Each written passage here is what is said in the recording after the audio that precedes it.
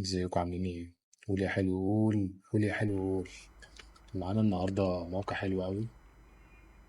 الموقع ده بصراحة اكتشاف. الموقع ده بتديله أي حاجة بينفذها لك فويس أوفر. عندك أكتر من 33 اختيار شخصية، بنات، ولاد، عرب، مصريين.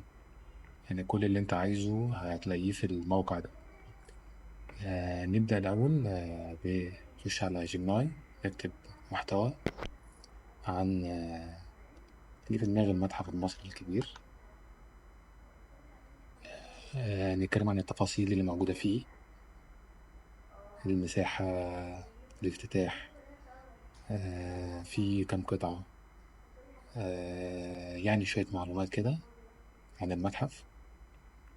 يعني بعمل محتوى بحيث إن أنا أخلي الموقع يعرف يقول لي يعني محتوى منظم ومرتب.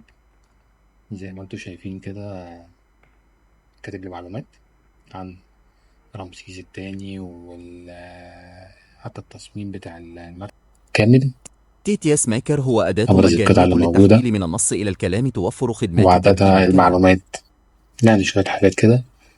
TTS Maker هو أداة مجانية تقدر إن هي تكون للتحويل من فعلا النص مفيدة. إلى الكلام توفر خدمات ده ترتيب الموقع. الكلام. TTS Maker هو أداة مجانية للتحويل من النص إلى الكلام توفر خدمة الكلام. TTS Maker هو أداة مجانية للتحويل من النص إلى الكلام توفر خدمات.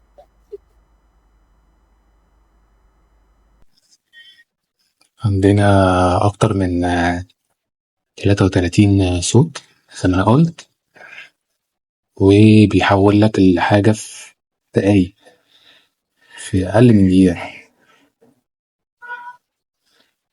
ده المحتوى اللي أنا كنت كتبته. هنكتب هنا الاسم رسمي: المتحف المصري الكبير. هنا كده المحتوى اللي أنا كتبته. هنسمع دلوقتي مع بعض يقع على هضبة الجيزة، النتيجة. على بعد حوالي كيلومترين شمال غرب أهرامات الجيزة الشهيرة. هذا الموقع الاستراتيجي يجعله بوابة تربط بين الماضي والحاضر والمستقبل لمصر. المساحة: يعتبر أكبر متحف للآثار في العالم، حيث يمتد على أتمنى لو مساحة عجبكم الموقع 117 فدانا، تعملوا لايك حوالي وسبسكرايب. 480 ألف متر مربع، منها 45 ألف متر مربع مخصصة للعرض المتحفي. الهدف: يهدف المتحف إلى عرض المجموعات الأثرية المصرية بأحدث التقنيات وتوثيقها وحفظها ودراستها، بالإضافة إلى نشر الوعي بالحضارة المصرية.